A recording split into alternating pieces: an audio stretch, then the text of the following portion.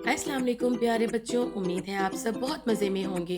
Welcome to my channel Khayalistan. तो शुरू करते हैं आज की दिलचस्प कहानी। एक दफ़ा एक गांव में फ़िज़ान नाम का एक किसान रहता था। वो अपने अच्छे अखलाक और सखावत के लिए मशहूर थे। एक दिन एक गरीब मुसाफिर गांव से गुजर रहा था।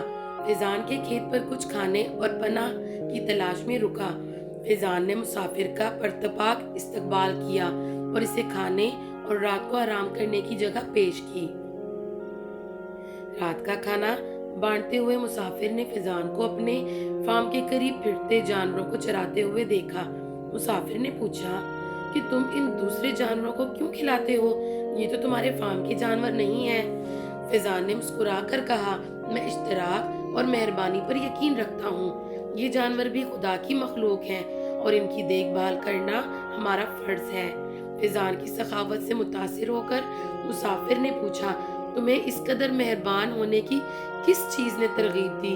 फिजान ने जवाब दिया, हमारा ईमान हमें दूसरों की मदद करने की कदर सिखाता है।